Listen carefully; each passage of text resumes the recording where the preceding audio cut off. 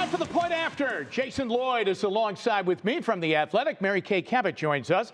She is the Browns beat writer from Cleveland.com. To you both, we'll begin. Ladies first. Here we go. Mary Kay, Lamar Jackson did not hurt them yesterday.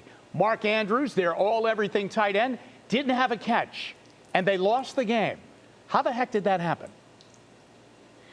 You know, it's almost like they find new ways every single week. If you would have told me heading into the game that Lamar Jackson would complete only 9 passes, none to Mark Andrews, and throw for only 120 yards, I would have said Browns victory all the way. It didn't happen. Things got a little dicey at the end.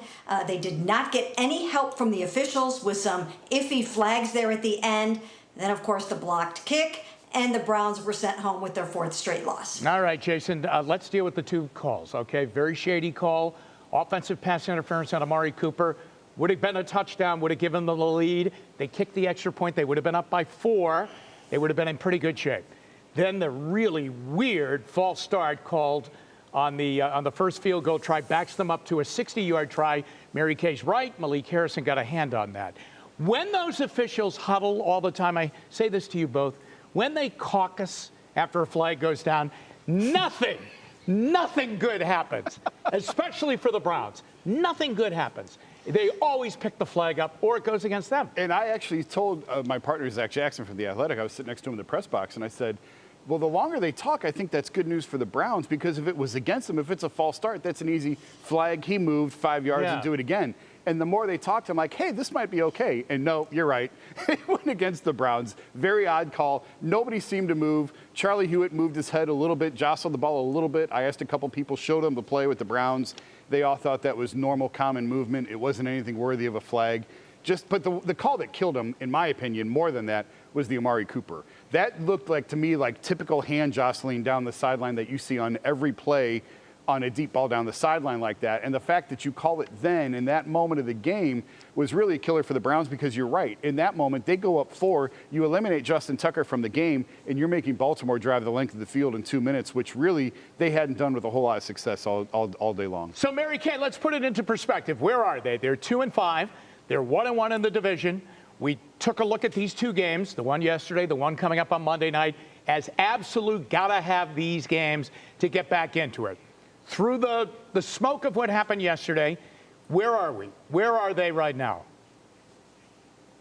Well, the season is certainly on the brink right now, but I do think this. I firmly believe if they can go out on Fright Night, on a Halloween night, and beat those Cincinnati Bengals, they then become, you know, their division record is 2-1, and they are only 1 game behind those Bengals, and they can get themselves perhaps on a little bit of a roll. They only need to hand Deshaun Watson maybe 4 victories to stay alive in this thing, stay relevant, and keep the train rolling along. Are you with that number? If they gave him 4 wins and he's got 6 to play, would they be okay? Well, you have to get this one. I wholeheartedly agree with Mary Kay. You have to win Monday night.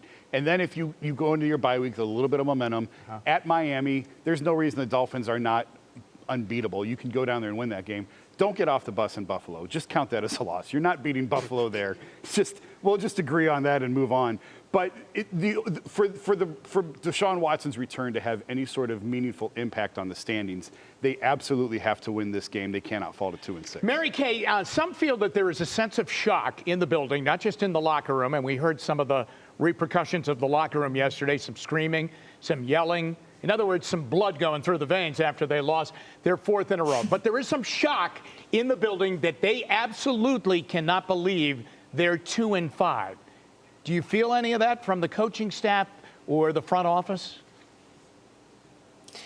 You know, on one hand, I do. On the other hand, I think they look at it like 4 of their losses were by 9 combined points.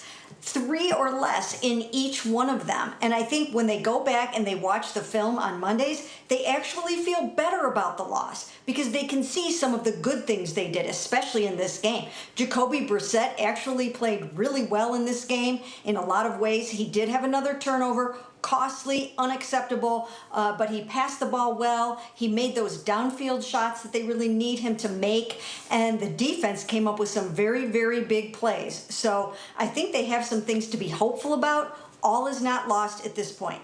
Where are you on that? Do you feel that can Stefanski coach his way out of it?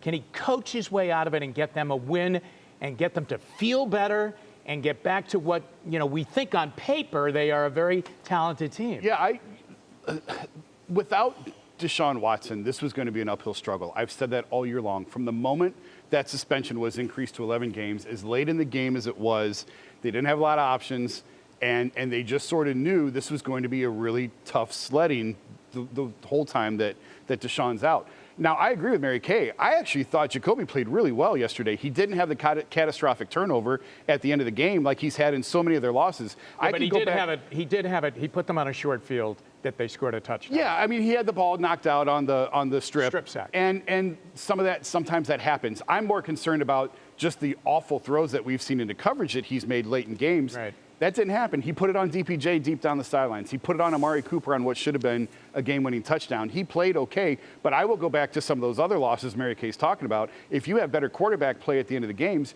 you're beating the Chargers, you're beating the Falcons, you're beating the Jets, and you're not in the position that you are today. And I still believe you beat the Patriots, okay? I know they handled them, but I still think you beat the Patriots. Mary Kay, we are not left right now, are we, in this football season just waiting for Deshaun Watson to play 6 games? Is that all we have to look forward to? No, absolutely not. Okay. They cannot wait for that. They have to stay in it. They have to stay afloat between now and then. And as I said before, it's going to require 1 or 2 victories at least to give everyone some hope when he comes back, so that he has something to play for, so that they all have something to play for. And of course, it starts on Monday night against the Bengals, a double game, the division game. It's so vitally important. If they can beat them, I think it flips the script a little bit. All right, I give you the last word on that. I think it is a lost season. I've thought it was a lost season all along because, listen, with all the time Deshaun's missed, there's no guarantee he's coming back for these last 6 games and suddenly going to be the Deshaun Watson that everyone expected from the trade. But by the end of the 6 games. By the end of that, sure. But there's 1 or 2 costly games in there in the meantime that they drop. It's over. I've thought all along, from the moment the suspension was increased to 11 games, this is a lost year, whether you want it to be or not. And it's really all on next year. And the seats will be hot. The seats will be hot next year. All right. Okay, there you go. Mary Kay, thanks very much. Jason Lloyd, thank you very much. And they'll be back next week after the Monday night game. It is that time again for all of you to send us your Browns questions for tomorrow night's Hey Jimmy segment. Text those questions with the phrase, Hey Jimmy, 216-344-3300. It is a text, not a phone call. Don't forget, include your name, where you're writing to us from, and I'll answer some of your questions tomorrow.